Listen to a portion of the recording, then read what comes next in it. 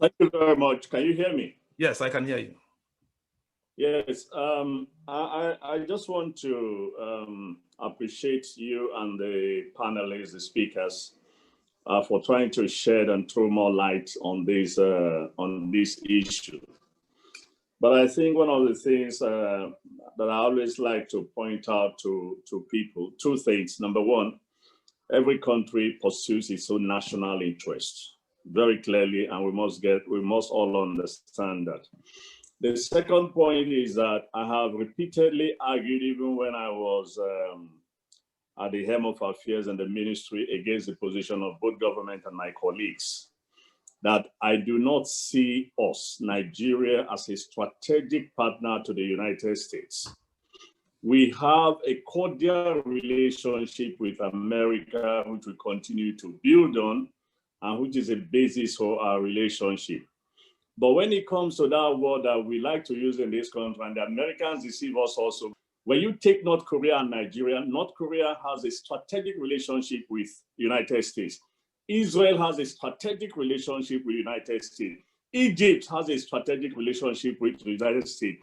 Saudi Arabia has a strategic relationship with and so when they are confronted with this issue, that word, who is more strategic to us in terms of our national interest, becomes the underline or the overwhelming consideration of the United States of America.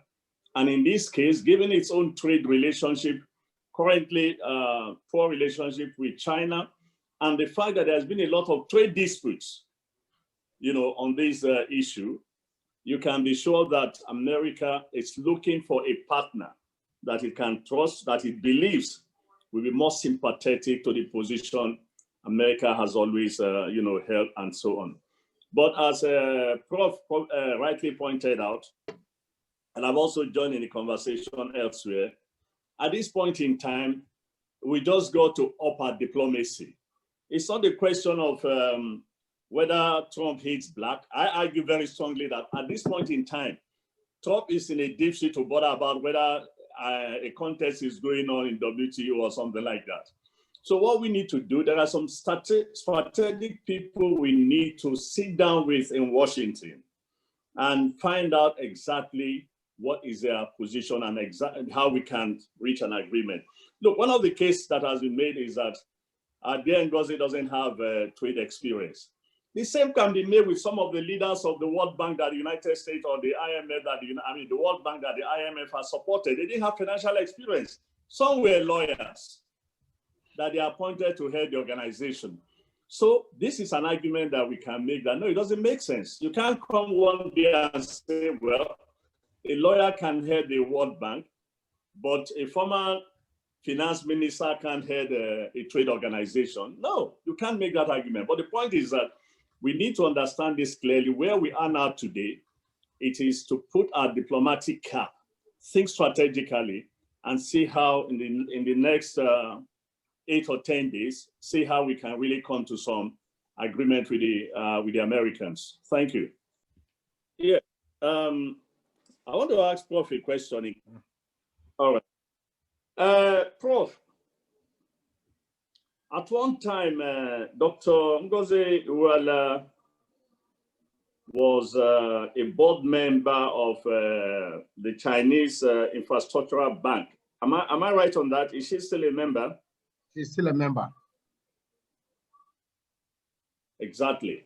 Now you can also see why the Americans are a little bit wary. And I think this is an issue that many of us have not looked at critically.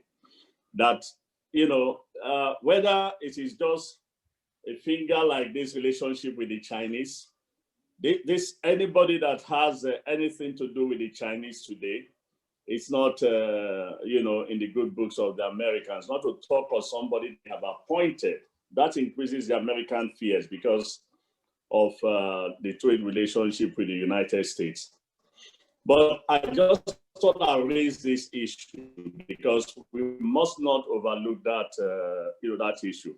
But one thing I can say, and as Prof has said, I can assure you that as of today, I believe the government is working very seriously on the issue, as they did, and there were so many things they did behind the scene in the case of the ADB, And I'm sure that government is going to do the same. But it's very critical that we reach out to the Americans. And it's also very critical, as I said at one event, that whatever prayers the former Minister for Finances, sorry, my light just went off, but you know. It's okay, we are hearing you, sir.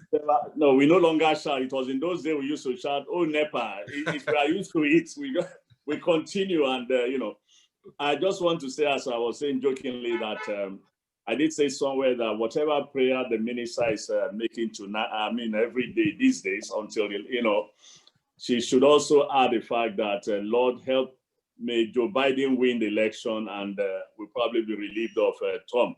Because I have a very strong feeling that that would also be a game changer in American attitude to that. But we can remain confident if we do what I believe we are doing now, if we do the right things. And as Prof has said, we need to engage the Americans and ensure that we give them the assurance or reduce their fears, whatever the fears are, you know.